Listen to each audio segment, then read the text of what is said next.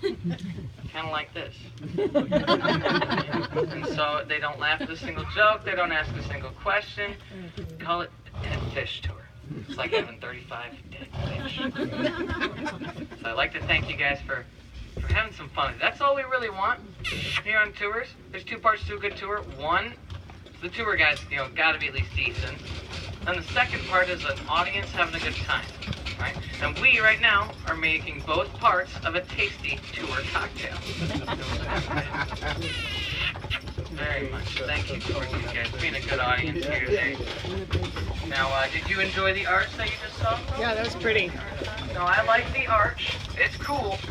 But the view from the arch is way better. It's a stunning view of Lake Huron.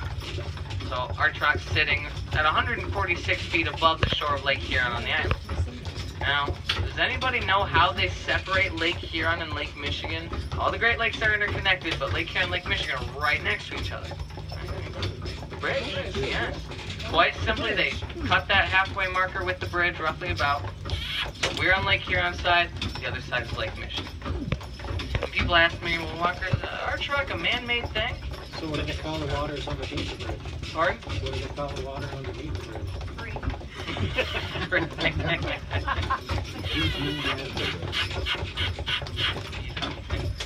question. Good question. I like that answer. Free. Cool. But people ask me, our truck is not a man-made structure, right? It's thousands of years old. Just tens of thousands of years ago, our truck was a full cave. Full cave's made out of limestone rock. Now, since it's made out of limestone, well, that means that it's a soft rock. Not as soft as soapstone, but still rather soft. And so when the natural process of erosion comes calling, it doesn't take long to bust it down. Am I on camera right now? That better not be going on your Facebook, MySpace, or Twitter. Instagram, maybe. You caught my good side. But, nonetheless, folks, so our truck, what happened was there was these massive melting glaciers melting into Lake Huron, causing the water level to rise.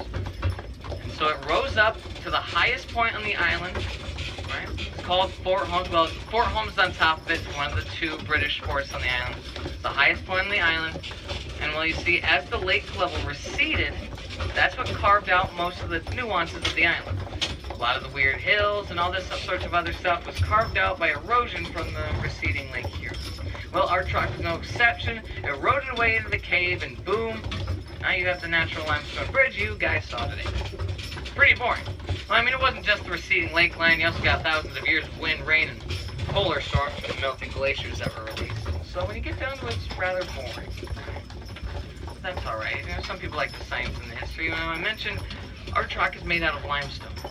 Well, actually, the entire island is made out of limestone. You see Skull Cave that we passed is made out of limestone. There's a 75-foot tall limestone rock on the island called Sugarloaf. Just a big, big rock out in the state park. I couldn't take this. You guys see it's not on the route. Now, this island, when you dig down past its roughly 3 to 5 feet of topsoil, you get to solid limestone base. The island at its core is just a big limestone rock. And so,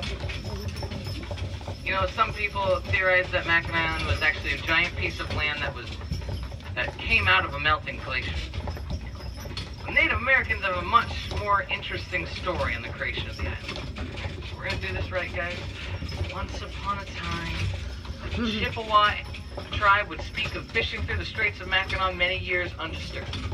So one day, a great fog rolled over the straits and stayed for 3 days. Now as the fog finally lifted on the third day, there it was. Mackinac Island had suddenly appeared out of the straits with its towering trees and blossoming flowers. But you see, folks, it wasn't just an island.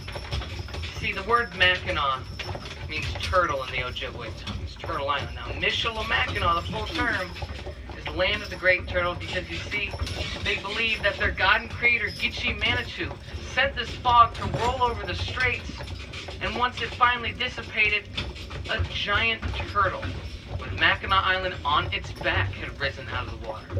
They believed that the great turtle had been risen by their god. Manitou had descended from the skies to rest on the back of the giant turtle. As the Native Americans saw that their god was here, they brought many gifts of wampum and other treasures to honor him. And for their honor, he blessed their canoes with many fish, their lands with many game. And we'll see, they lived harmoniously for years. It was until the white man came along. The white man brought many horrible things, violence, disease, capitalism. And so, with all this fur trading and the different diseases and the violence they brought with, Manitou was horrified at what was being done to his people, brought over by the white man.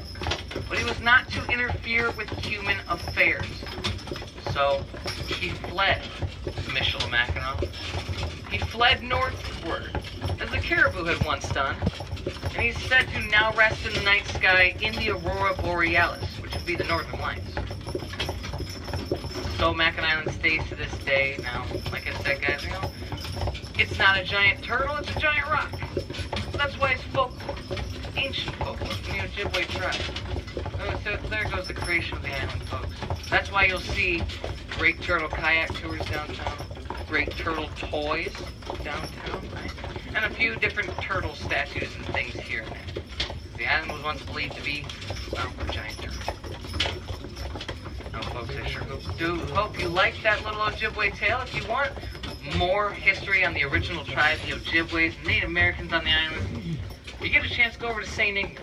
It's one of the two places that you can catch a ferry from, Mac City and St. Ignace. And over in St. Ignace is a locally, independently owned, by donation museum called the Museum of Ojibwe Culture. And guys, do you remember Father Marquette from the front right here too? Marquette Park? Well, the coolest part of the church is not inside, it's on the outside on the left. They have the grave of Father Marquette. Right? Very cool stuff, a monument with a Latin transcription, something about he died at 38 years old, and some other information. Now, I'm sure that your front tour guide told you that the statue in the middle of the park was designed by Gaetano Trentonov in 1909, but Gaetano had no idea what Father Marquette looked like, so he sculpted an image after himself, slapped a beard on, and called it good. Now, if you go to the museum, there's a statue in the likeness of Father Marquette. The statue in the middle of the park that we have is a 6-foot-something, rugged, bearded man. The statue near the museum is, well, kind of short, bald on the top, dweeb. He's what you'd expect a Jesuit priest to look like. And so go over there, check it out if you get the chance. Very cool. No big deal if you don't, but it's a little extra if you'd like it. Now, folks, we're actually coming out of the